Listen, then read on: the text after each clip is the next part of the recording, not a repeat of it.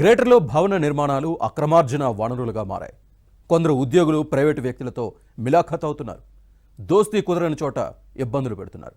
పలువురిపై కేసులు పెడుతున్న don't care అంటూ సిబ్బంది ఇష్టారాజ్యంగా వ్యవహరిస్తున్నారు.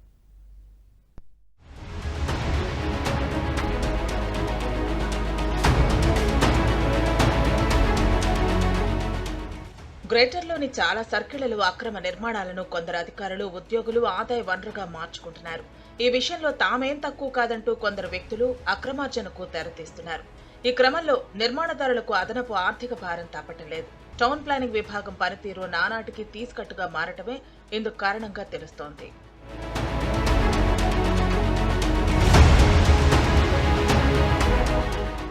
భవన నిర్మాణానికి అనుమతి ఇవ్వాలన్నా, పర్మిషన్ లేకుండా నిర్మాణం చేపట్టాలన్నా ఉద్యోగులు, అధికారులకు భారీ మొత్తాలను ముట్టజెప్పాల్సిందేనన్న ఆరోపణలు ఉన్నాయి. కొన్ని ప్రాంతాల్లో ఇసుక, కంకర రోడ్డుపై పడగానే వచ్చే చైన్మెన్లు అనుమతి ఉందా లేదా అని ఆరా తీస్తారు. అనుమతి ఉంటే ఉల్లంఘనలున్నాయని, లేదంటే పర్మిషన్ లేదంటూ భయాందోళనకు గురిచేస్తారు. భవనం కూలుస్తారేమో అన్న భయంతో నిర్మాణదారులు వారు అడిగినంత సమర్పించుకుంటున్నారు. చాలా ప్రాంతాల్లో అంతస్తుకు 2 లక్షల నుంచి 5 లక్షల వరకు వసూలు చేస్తున్నారనే ఆరోపణలు ఉన్నాయి.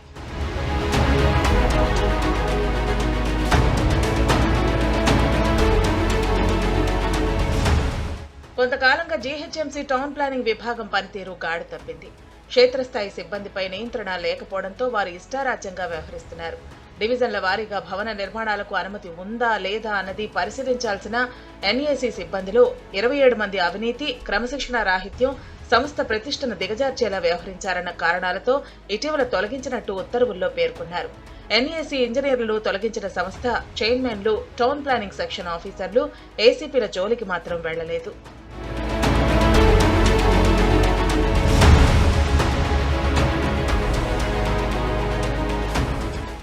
అదలా ఉంటే అనుమతి లేని నిర్మాణాలను కొందరు ప్రైవేట్ వ్యక్తులు అక్రమార్జన వనరుగా మార్చుకుంటున్నారు.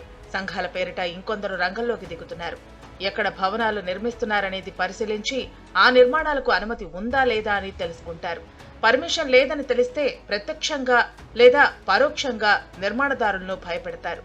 స్పందించని పక్షంలో జీహెచ్ఎంసీ అధికారులకు ఫిర్యాదు చేస్తారు.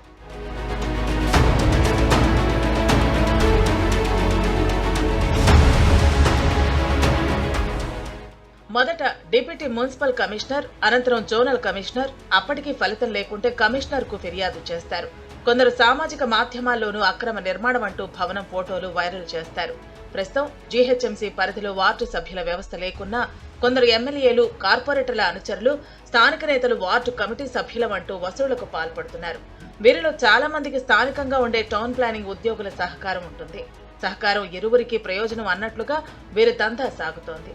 కొన్ని సందర్భాల్లో మాత్రం రచ్చకెక్కుతున్నారు. భవన నిర్మాణదారులను బెదిరిస్తున్న కొందరిపై పోలీస్ స్టేషన్లో కేసు నమోదవడంతో పాటు రిమాండ్కు పెడుతున్నారు. అయినా వారి తీరులో మార్పు రావటం లేదు.